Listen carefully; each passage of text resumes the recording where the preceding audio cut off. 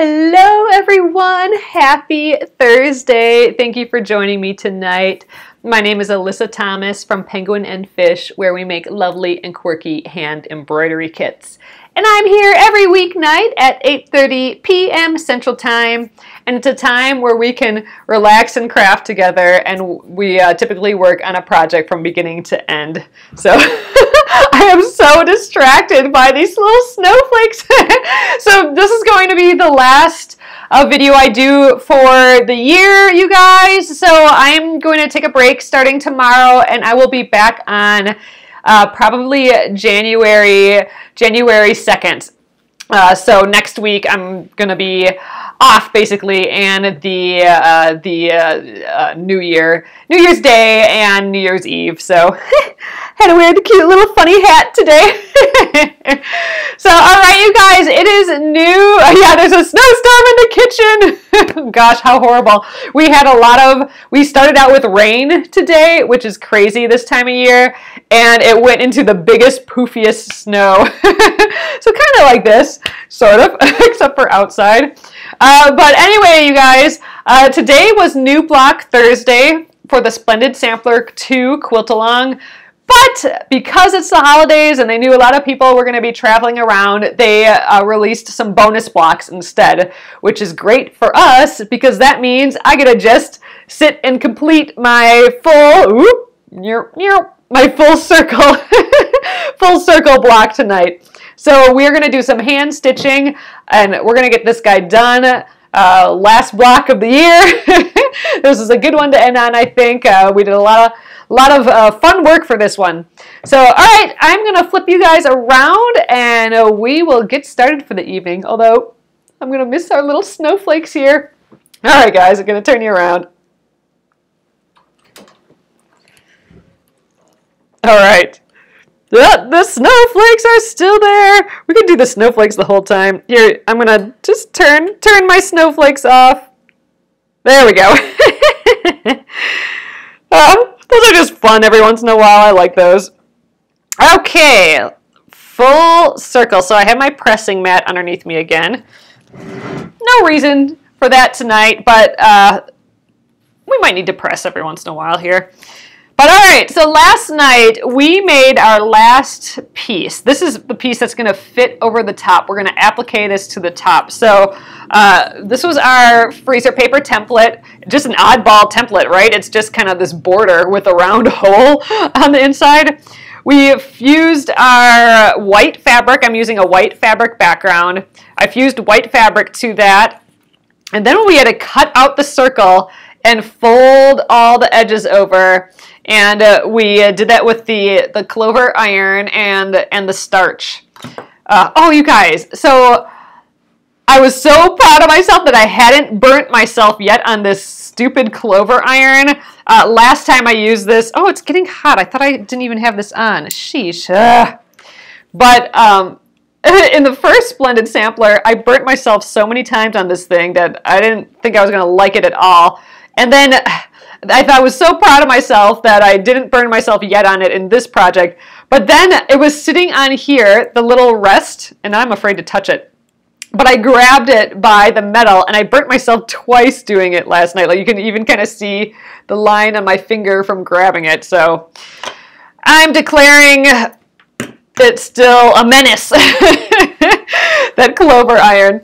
But all right, you guys, I'm going to take this freezer paper off now, and then we'll put some glue around the outside here where the seam allowance of these circles are going to go.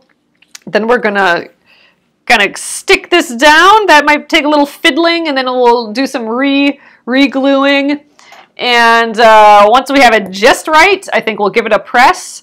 Just to kind of set the glue for us, and then we will stitch it down. We're going to stitch down on the inside of this circle.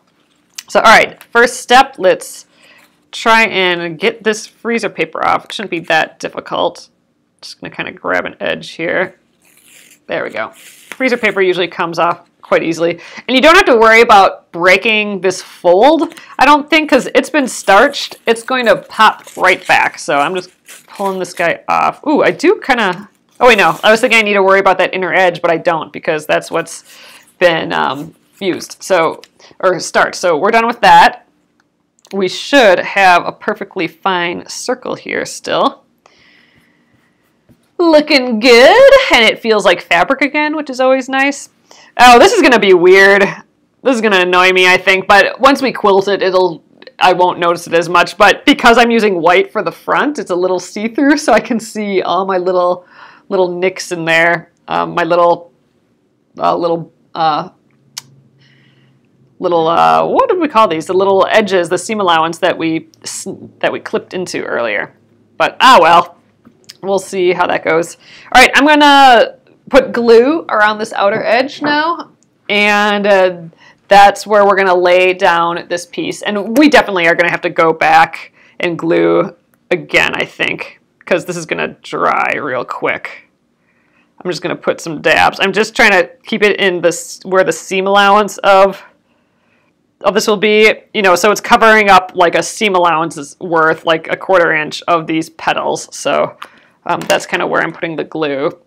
Let's set this on top. I'm going to start by kind of lining up the edges, and then then we're going to fiddle with it. I want it, you know, we want this circle to touch the little points of all of these petals. So I'm going to fiddle with it until it's just right, which means I'm probably going to have to re-glue, because I don't think I'm on any glue right now. Oh well. All right, but I think that looks good about there. Ooh, maybe scooch this way. All right, I think that looks great. So, like I said, I don't think I actually glued anything down, so we're going to go around this and just kind of, I wonder what the best way to do this is. I'm going to just lift from the back, bop some glue down on here, maybe get to one of these next points. Okay. Oh, you know what? I should do this on a flat surface to push that glue down a little bit better. We'll go right here. There we go. I don't think we want to cut these edges off, Antoinette, just because we need that extra seam allowance flipped under there, so this whole thing doesn't fall apart really, I guess, because it's folded over, so we get this nice folded edge here. All right, I'm gonna do this next area.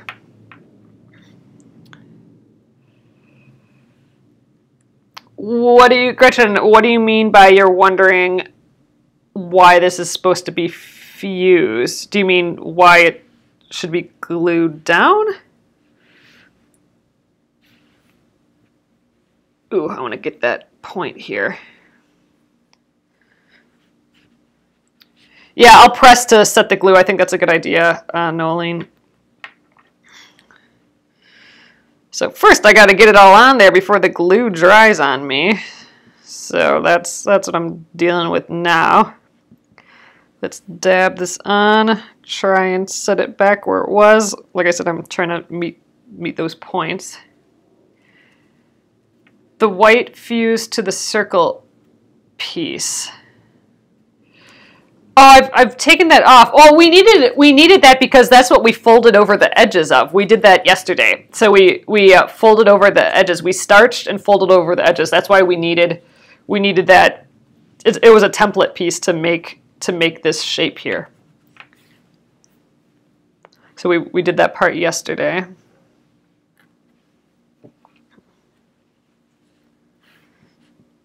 Just gobbing it on a little bit here. Gobbing it on. Okay. We are glued. I think we got 2 more to do here.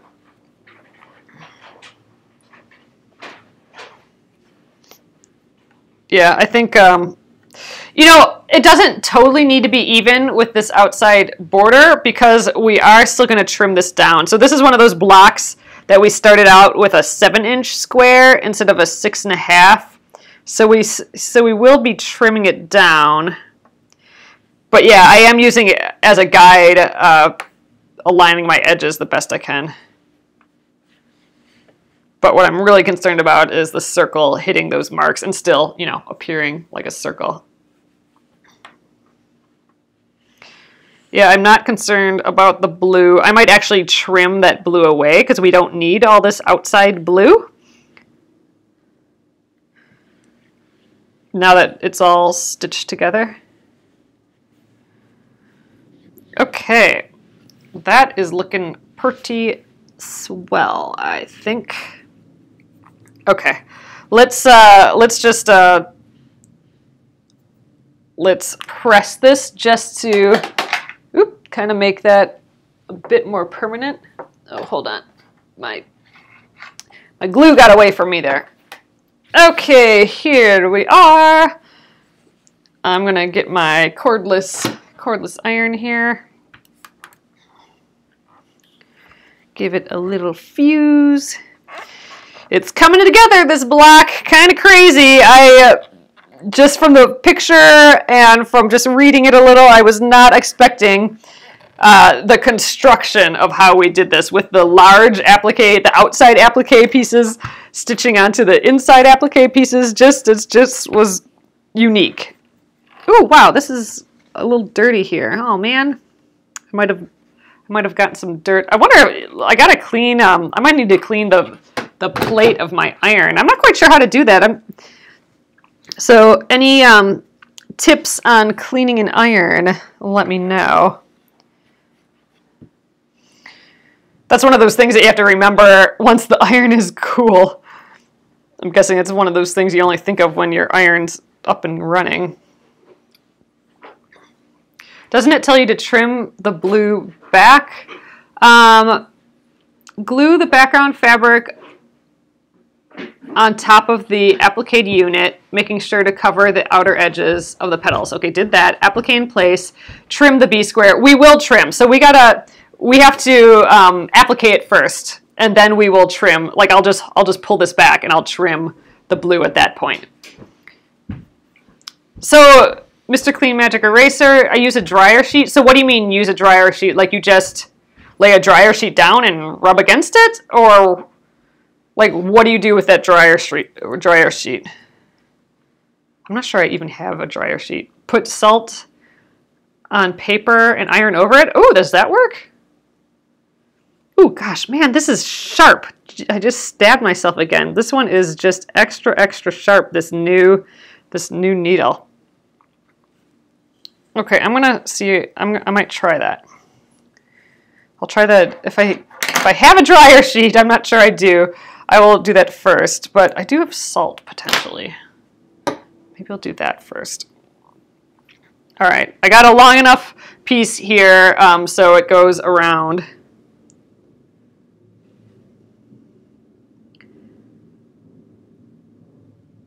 I use faultless hot iron cleaner. Huh.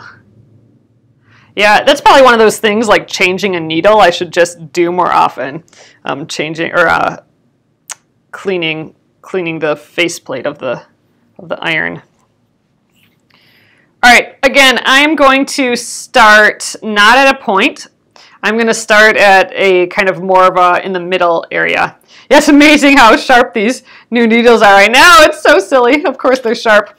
But I'm using the John James Golden Glide Milner's needles. I'm using the size 11. I like how thin the size 11s are. And straw needles or Milner's needles, they're just longer, which makes it nice for this handwork. I know, no bleeding on the block. I bled on the last block, the kitty block.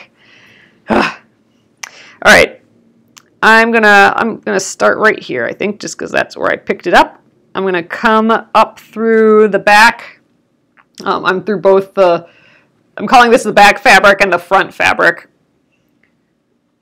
This is kind of backwards to what we're used to doing, because usually we're appliquing whatever the front piece is onto the back piece. This time we're putting the back piece onto the front piece. That is, I've never done that before. It's kind of a little goofy. But that's how this whole block has been. Like we're putting the big piece on the small piece, appliquing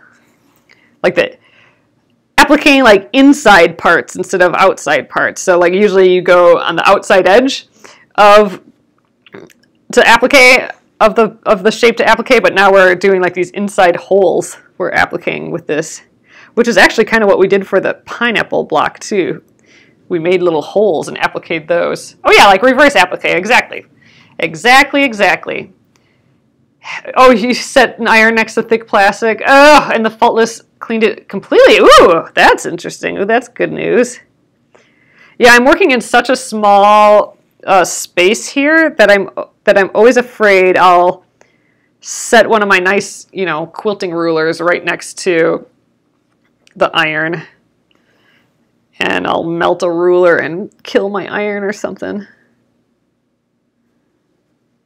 Wow, gluing this down is like a must. This is my edge isn't moving at all.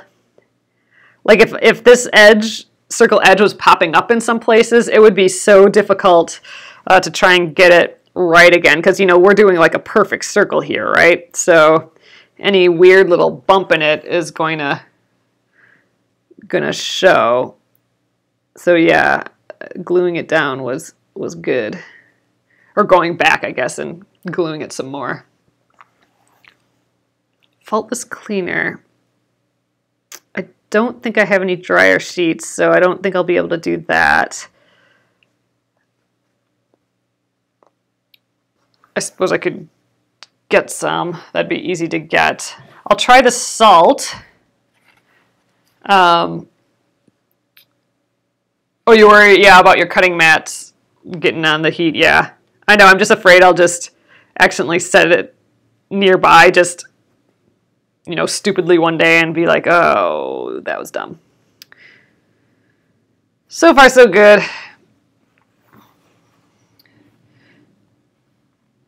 Oh, I am not Gretchen. So we made that last year. So last year we made my grandma's angel food candy. So you got it from Hobby Lobby. Okay. The iron stuff. But yeah, we made, was it last year? It might have been 2 years ago. It was probably last year. My mom and I made my grandma's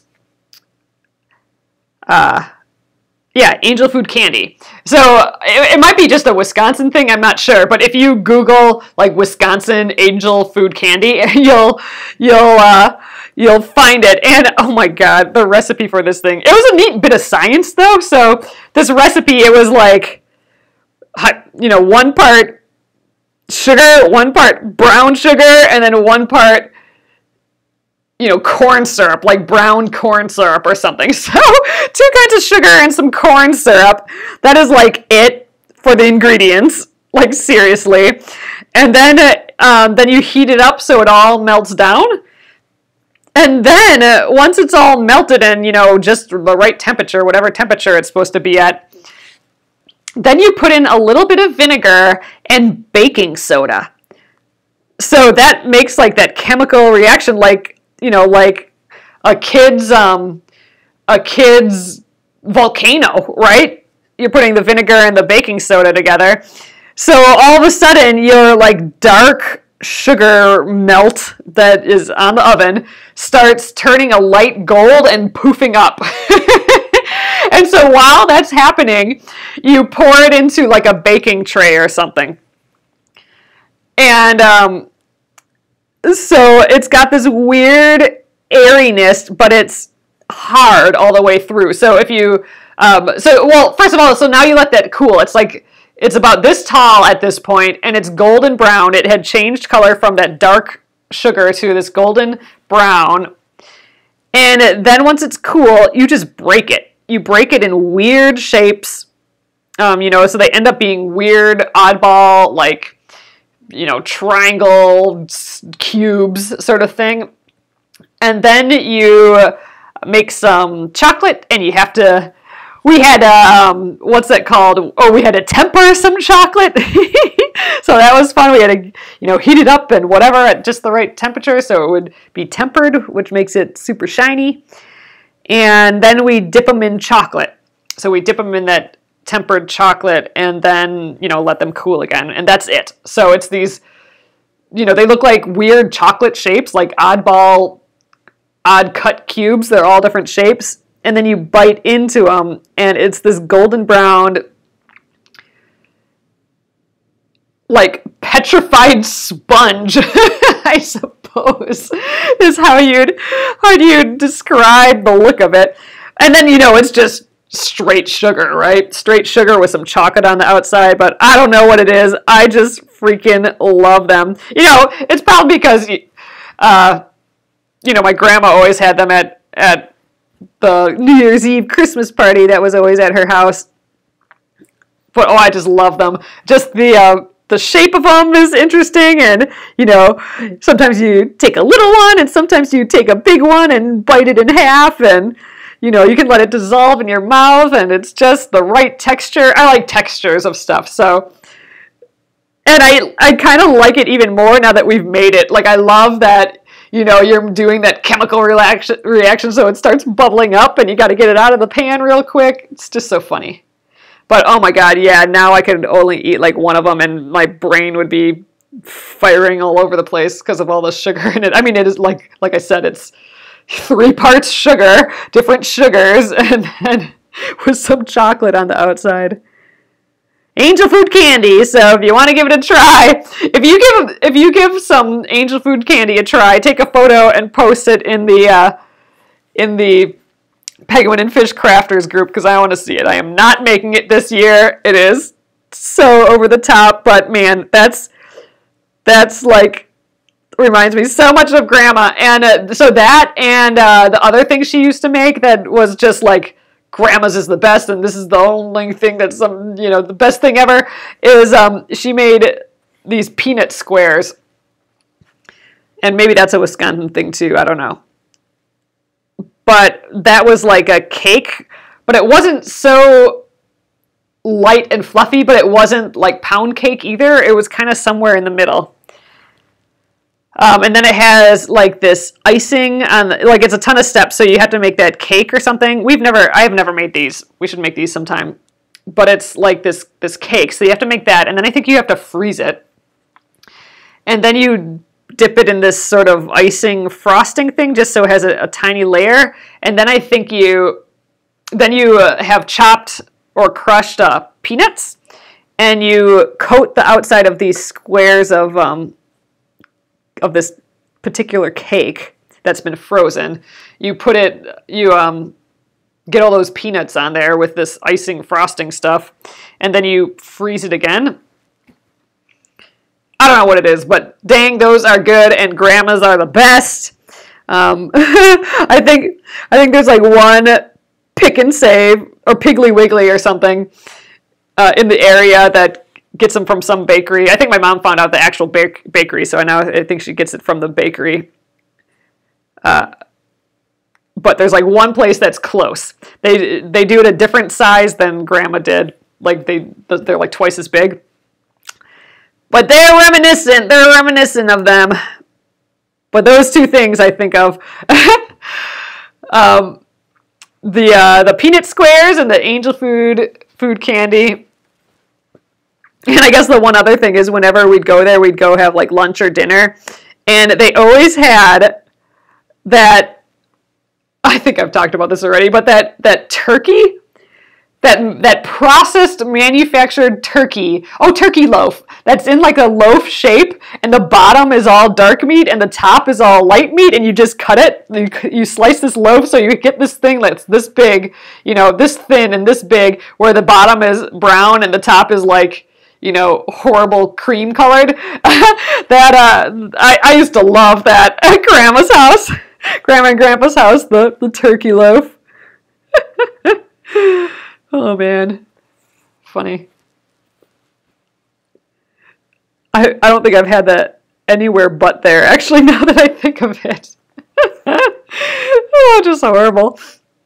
Oh God, just thinking of that, like eating that now, oh man, it must have been just all salt, or like, how could it, yeah, I don't know. I don't know where those came from. Turkey loaf. So weird.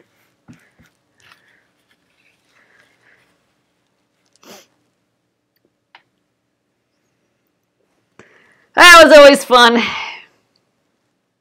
That was Christmas Eve. We'd always go there for sure and see all the cousins, all the aunts and uncles. And then we would do Christmas Day. Christmas Day and morning, Christmas morning and day at home with the immediate family and open presents. And then in the afternoon, we'd go see the grandparents on the other side. Oh, thanks, Roxanne. I'm loving it. We are totally at the last stage of this. I'm not quite halfway. Here's our start. So we're working around, and I think I will cut away this blue first, probably right kind of along this edge, probably. And then I'll trim it all down. Oh, you know what? I'm not going to trim it down. So remember this is bigger than normal. It's at 7 inches instead of the 6.5, which it finally needs to be. But remember, when I'm kind of keeping that extra edge for when I quilt these together. Then I'll have a little extra edge in case my quilting gets kind of poofy and I need like a millimeter here or there. Ooh, look, I got a pretty good knot going here. There we go. So yeah, so I'll probably leave this, I'll leave it big enough, but I will trim that blue out from underneath first. Ooh, I'm getting a little twisty here. Just let my needle dangle. You know, we talked about thread conditioner, and I forgot about that. I should, that's another one of those things you don't think about until you need it. But I should look for. Oh, we were saying like a Burt's Bees lip balm or something would work for that. Maybe next time I'm at the grocery store, I'll remember to grab one of those. Keep it over here.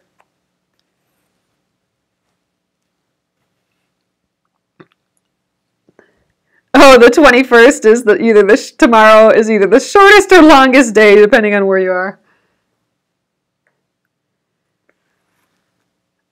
It will be our shortest day, I think. Yeah, it was pretty dark this morning when we got going. Oh, Christmas as a kid is the best, yeah. All your family would get together too. That's awesome. Yep, Christmas is good times.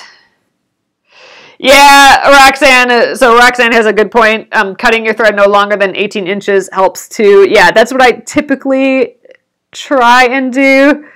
I was just hoping to make it around this circle, so I cut it a little longer.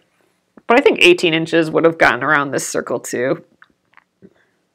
But yeah, that is a good... If I'm stretching it, I'll go like 2 feet or 24 inches or maybe a little bit more. But yeah, then it starts getting twisty and crazy. I got greedy. Just wanted to do this with one thread and not have to change.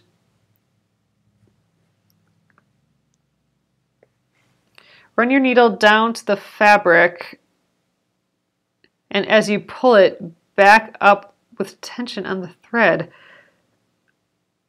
So go make my stitch and then go like this or something? Or what do you mean? I guess I'm not quite understanding.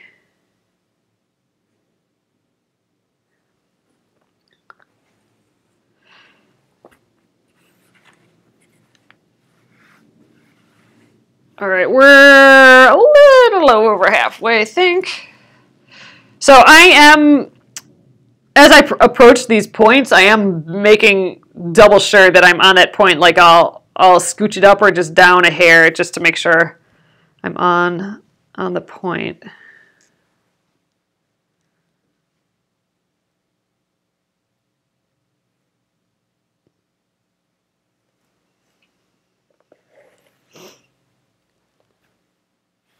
Hold the end of the thread. Oh, hold the end of the thread when I like, oh gosh, now I have a knot here.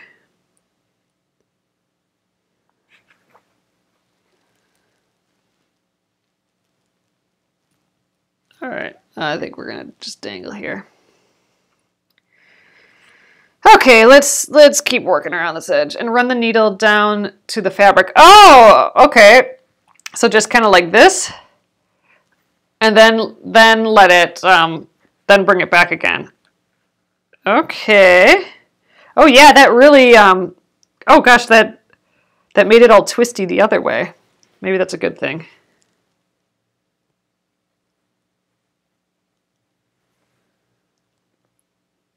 As you pull the needle back up to the thread,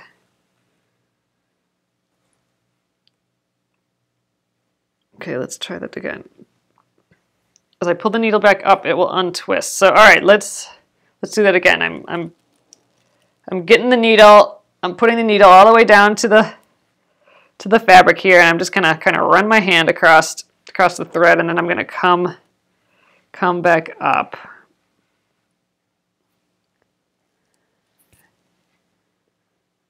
All right. Let's keep going.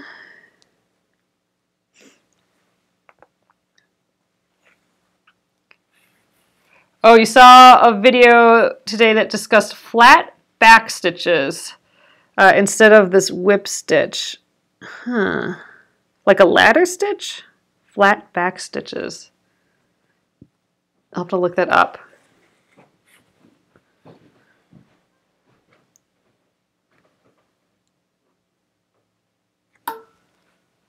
All right. We're getting there. It's nice to just do this hand stitching though.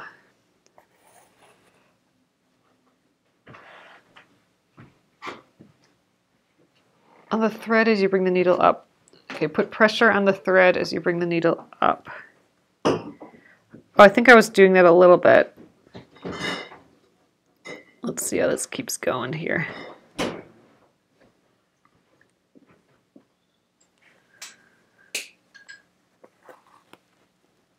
All right.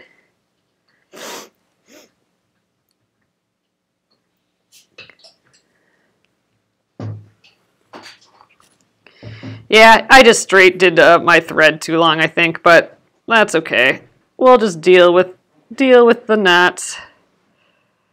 Whenever I get one of those knots, I put my needle in the loop of it and pull, and that usually does the job. I'll show you that next time I get one of those knots again.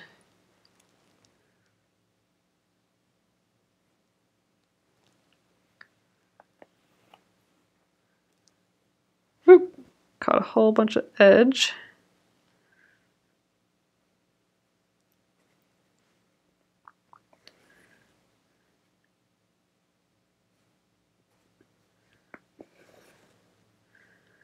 Sometimes I think I'm stitching all the way to the back, and sometimes I'm just getting the fabric that's directly in front. I don't think it matters all that much. Just as you're grabbing, so you're grabbing something here.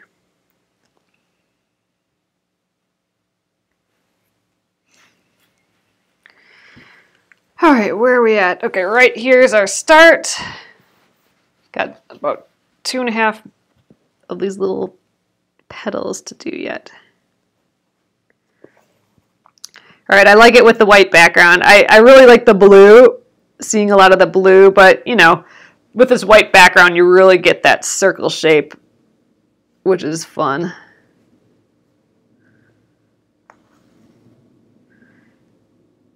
And it's gonna be like like striking from far away too. I don't know, I like this block. This one was a head scratcher for me a little bit, so I'm liking it. I'm liking that we got to try something new, and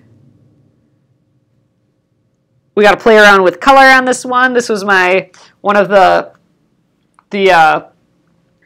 every 5 blocks I do one of those bright colors, and this is one of those blocks, so I use this blue. I think this is the most I used of one of those bright colors in the quilt so far. I gave myself that rule because I thought if I allowed myself to use these colors too, then I would just overuse them. Oh, I should show you guys. Here, when we flip, I will, yeah, I'll flip you guys around when we're done here, and I'll show you my crazy big painting that we got. And we just got like a rug too. It's my first like rug that we've gotten, and you know, I got just like, it was like super on sale from Target, and it started out as like the cheapest rug there, but it's just exactly what we wanted. The painting is so big that it was just overwhelming the space, but we like the couch where it is, and you know, functionality wise, so we didn't want to move the couch, and by putting the carpet down there, or the rug, I think it pulled it together a little bit. So I'll flip you guys around when we're done. It's a little messy in there, but you guys can pretend you don't see that stuff, right? So I'll show you guys after that. I think I can take you off of this. I might have to, yeah, I'll do my best. You're kind of connected up to a bunch of wires right now, so we'll see how we do, but I think I can show you guys a little bit. It won't be good color really, so I'll take a photo of it too.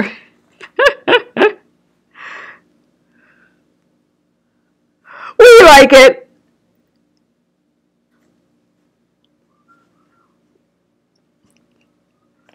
It's huge. It's maybe a little goofy, but I like it. And that's our Christmas present to each other. We're not getting each other anything else. We're like, okay, let's, I talked about that earlier, that idea of, you know, maybe let's just start getting art.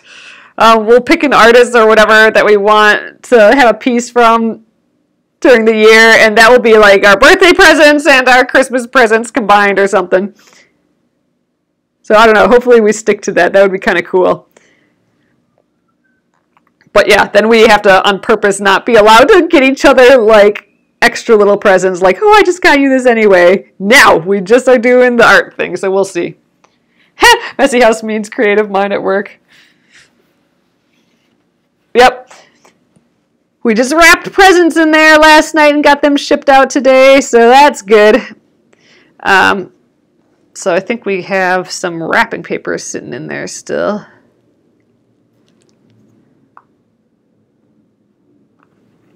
Oh, you like when a couple chooses a combined gift? It's the best. Yeah, it was just fun to do, and we missed doing it when we had bought a piece of art from that art sale before, but that was like 7 years ago or something, and it was just fun, and I don't know, we feel like we're supporting artists, and we just really liked it. And then when it came to our house, it was gigantic. We knew it was going to be gigantic, but, you know, still, I like it. Oh, you have your great-grandson, 4 years old. Oh, cute. All right, we are just about around, I think I got about 2 more inches here. That didn't take too long.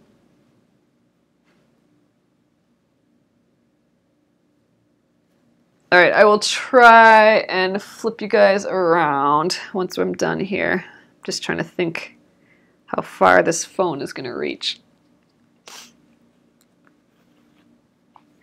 We'll figure it out.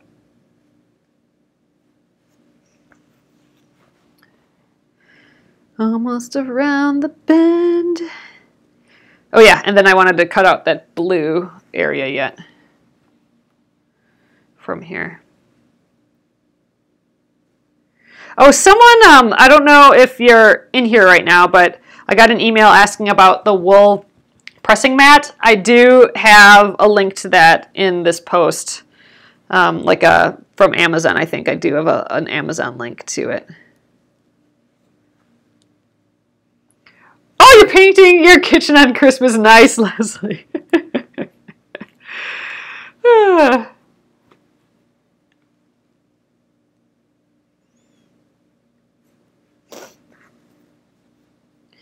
We are almost there. I can feel it. Yeah, gluing this down was pretty slick. Slick, slick.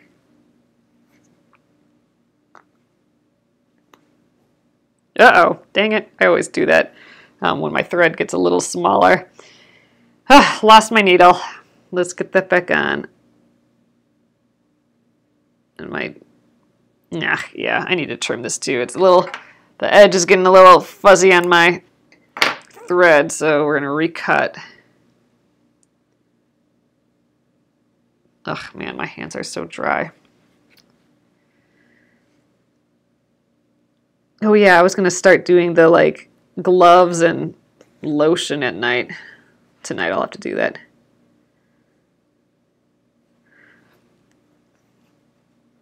Oh, the Microtex needles are on mass drop again. I'm happy with mine so far. Oh, and someone mentioned, who was that? I think they're in here. Mentioned that they never thought they'd go through 100 needles, but then they were just down to the one and realized that they had gone through 100 needles. Aw, putting a puzzle together and starting a new crocheted shawl on Christmas. Dawn, that sounds like the best Christmas right now. Just totally chilling. I would add some, like, you know, mulled wine to that scenario.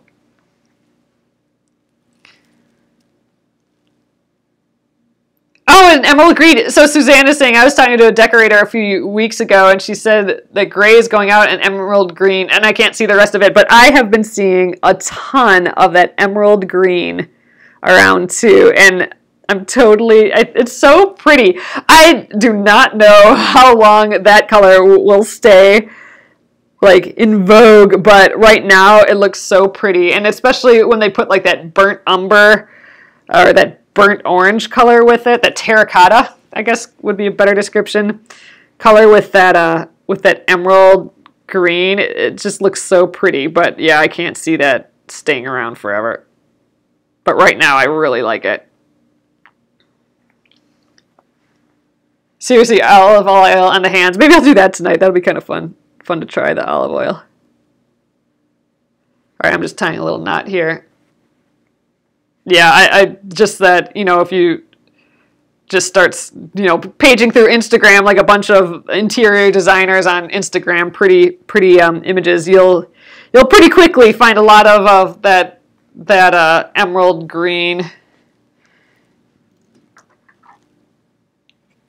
Oh, weird. I'm like, where's the rest of mine? But like here I'll show you. I was like looking, where's my circle of stitches? But see, so some of the stitches I went all the way through the back, and then others, you know, nothing from the circle here because I just managed to catch the front. And then we got a couple more stitches, a random stitch here and there. So it looks like most of the stitches kind of stayed on the front layer of the fabric, but some of them went around to the back, which is fine.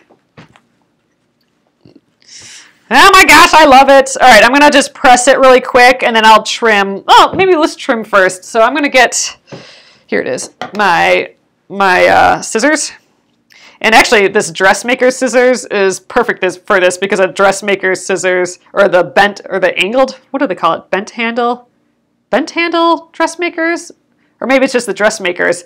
But yeah, it has like, it's bent like this, so it can lay on a flat surface and still cut. Like I can just go across like this and snip. That's kind of like the neat thing about those. So I think that's exactly what I'm going to do here. So I'm going to snip this blue away, kind of right, using this as my guide.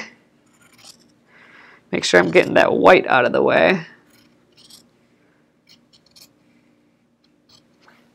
So I'm moving the scissors, not the fabric. But oh well. I know I talked about this too, but I remember the light bulb moment, and I think this is in kindergarten, I'm pretty sure, when I was cutting out some paper, and the teacher said, move the paper instead of the scissors. And I did that. It had never occurred to me to do that before, and that's a life-changing aha moment that I still remember. All right.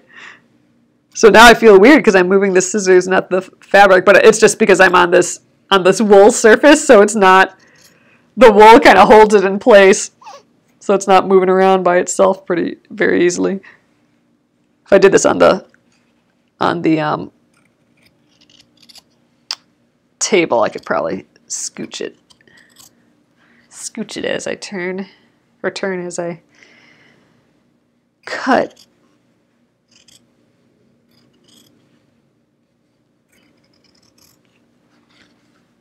Zoop. Oh, good. Here's the end.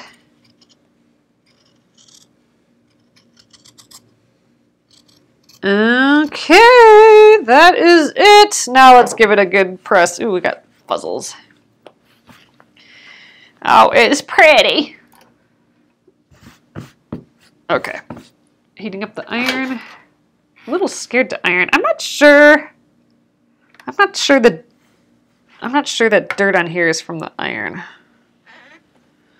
I don't know. Maybe I just touched it funny. I don't know.